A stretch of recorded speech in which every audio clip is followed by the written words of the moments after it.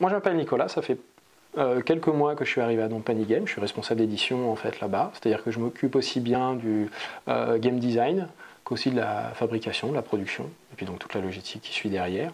Don't Panic Games, c'est une maison d'édition qui a été créée il y a 3 ans, à l'origine du Kickstarter de Drakeris. Et puis depuis maintenant 1 an, on a sorti aussi d'autres jeux, donc notamment des localisations, donc des traductions de jeux. Et puis là dernièrement, donc on a sorti aussi l'Attaque des Titans, et puis il y a eu Fears aussi en création, qui est plus dédié pour les enfants. Voilà, donc Don't Panic Games, on est vraiment sur les localisations, donc traduction de jeux qui viennent des États-Unis principalement. On travaille avec certaines maisons d'édition là-bas en particulier qui nous permettent d'avoir accès à des jeux qui sont intéressants, qui fonctionnent bien. Et du coup, on arrive à avoir une librairie, un catalogue qui est assez étendu finalement, avec des jeux pour enfants, des jeux de figurines, des jeux un peu plus hardcore ou un peu plus family justement, là qu'on va sortir prochainement. On fait aussi bien de la création et donc on fait aussi de la localisation. Et la localisation, c'est-à-dire purement, c'est de la traduction. Mais pas uniquement de la traduction, on ne va pas juste prendre un jeu et le traduire. Dans ce cas-là, je veux dire, on pourrait faire du Google Trad et puis voilà, se débrouiller avec ça. Non, on va aller évidemment plus loin là-dessus parce que donc il y a toute la terminologie, les termes techniques qui sont adaptés.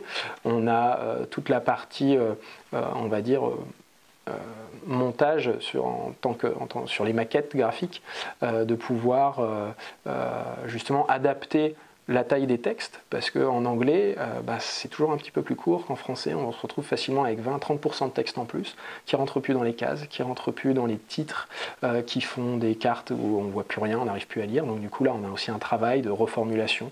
Et du coup, on arrive à avoir une librairie, un catalogue qui est assez étendu finalement, avec des jeux pour enfants, des jeux de figurines, des jeux un peu plus hardcore, ou un peu plus family justement, là qu'on va sortir prochainement. Il y a quelques personnes dans la société qui sont issues du monde on va dire de la promotion de la culture japonaise à la base. Il y a déjà quelques années de ça qu'ils ont travaillé dans ces milieux-là, et finalement qui ont gardé une attache là-dedans, avec donc des envies aussi de développer des jeux basés sur des licences japonaises, des licences de manga, donc comme l'Attaque des Titans par exemple. Et puis là, il y a d'autres jeux qui sont en préparation, que certains ont pu voir, notamment à la Japan Expo par exemple, ou alors à Cannes, qui sont donc le jeu sur Tokyo Ghoul, donc un petit jeu d'identité secrète avec des parties assez rapides. Peut-être d'autres aussi à venir, suivant un petit peu les mangas du moment, suivant aussi les jeux, parce qu'évidemment on ne sort pas juste une licence pour sortir une licence, on essaye d'avoir des mécaniques de jeu qui vont s'y intégrer, d'avoir voilà, une communauté derrière qui a envie de découvrir ce jeu-là. Alors du coup, l'Attaque des Titans, donc qui est un jeu d'Antoine Boza et Ludovic Pauvlan, donc deux auteurs qui sont assez connus dans le milieu du jeu, pas sur des licences comme ça, donc ça peut être un petit peu surprenant, mais du coup on a une mécanique qui fonctionne vraiment très très bien. Voilà, où le jeu en fait est un caractère asymétrique. On a un joueur qui va pouvoir incarner un titan, qui va essayer donc de dévorer la population, et puis à côté de ça, les autres joueurs qui vont essayer tout simplement d'éliminer le titan. Donc c'est des parties qui sont assez rapides une fois que c'est bien pris en main, c'est à peu près 30 minutes, 45 minutes. Il y a 4 titans différents, donc avec des capacités différentes, plein de styles de jeu, il y a plusieurs personnages, je crois qu'il y a 8 héros dans la boîte, sachant que le jeu se joue jusqu'à 4 héros, et donc 5 joueurs en tout, puisque 4 héros et puis un titan. Et il peut jouer à deux joueurs, par contre, c'est-à-dire que le joueur qui va jouer le héros va en fait en jouer plusieurs, 2, 3, puisque c'est un jeu purement coopératif finalement, on peut jouer en plusieurs. Après c'est vrai que c'est mieux d'être plusieurs pour justement partager un petit peu, voir un petit peu ce qu'il y a à mettre en place, les stratégies, et puis un peu reporter la faute sur les autres quand la stratégie foire.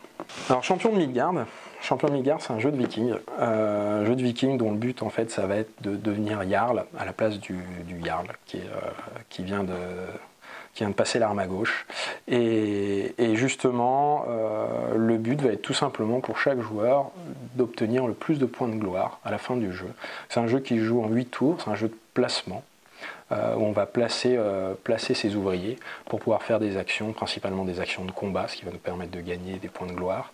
Et puis pour pouvoir faire tous ces combats, il va falloir aller chercher des dés qui symbolisent donc tous les guerriers qu'on a et qui ont des succès, des défenses dessus, et puis quelques ressources, partir en dracar, en expédition pour aller tuer des monstres. C'est un jeu de placement qui dure à peu près 1 heure, 1 heure et demie, qui est très très adapté aux joueurs qui veulent aussi découvrir les jeux de placement où vraiment l'explication de règles se fait en 20 minutes et derrière on a tout compris et ça tourne et on prend vraiment un immense plaisir dès le premier tour et jusqu'au 8e. Et puis pour les joueurs un petit peu plus aguerris qui aiment bien aussi les jeux de placement et qui ont envie de voir un petit peu des jeux, on va dire, qui ne durent pas 3 heures, 4 heures. Donc celui-là, il va bientôt sortir, il est déjà fabriqué, imprimé, déjà en stock, prêt à partir. Et puis on a donc 2 extensions qui vont sortir pour ceux qui ont suivi donc, les Kickstarter qui ont été faits par Guy Fawkes, qui est donc la maison d'édition qui a fait la création de ce jeu aux États-Unis. Il y a 2 extensions qui sont Dark Mountains et Valhalla. Voilà, sur lequel on est en train de travailler et donc qui vont sortir début 2018. Alors donc, prochainement, donc actuellement là on a parlé justement de l'Attaque des Titans et puis qui est en train de sortir, de Champion de Midgard qui va sortir donc à la fin du mois de septembre, et puis donc là on travaille sur d'autres localisations, d'autres traductions de jeux, notamment sur Mad Science Foundation, qui est un jeu de cryptozoïque.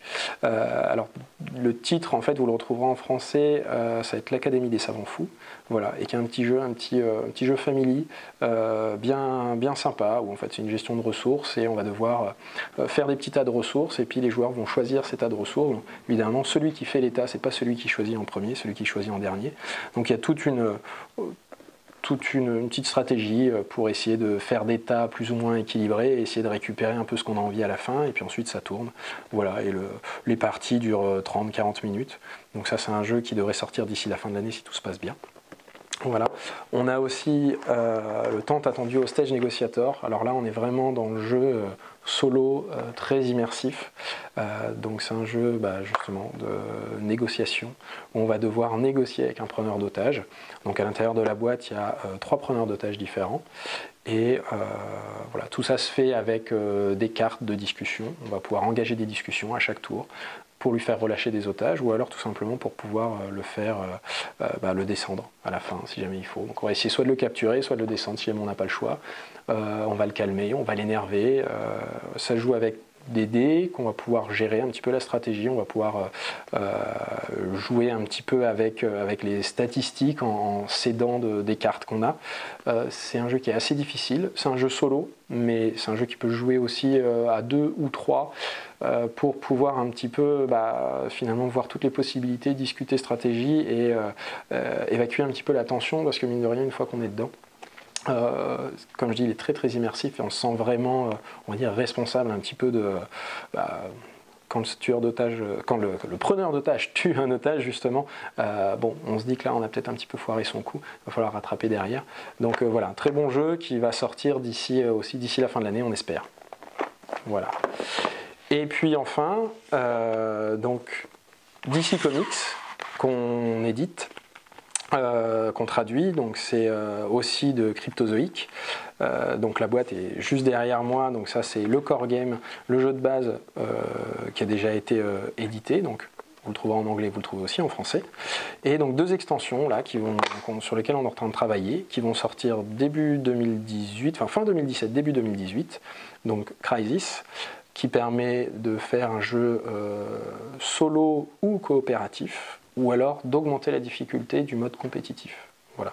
Donc vraiment un jeu coopératif où ça va permettre de combattre les vilains tous ensemble.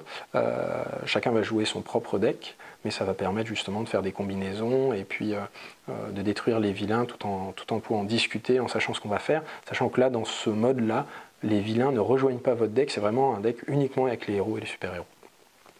Et puis Watchmen, donc là, le tant attendu aussi Watchmen, sur lequel on est en train de travailler et qui devrait sortir début 2018, si tout se passe bien, mais il n'y a pas de raison.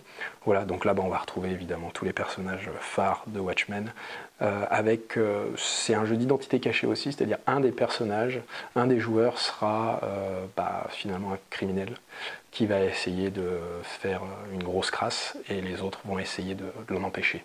Voilà, une fois qu'ils auront découvert qui c'est.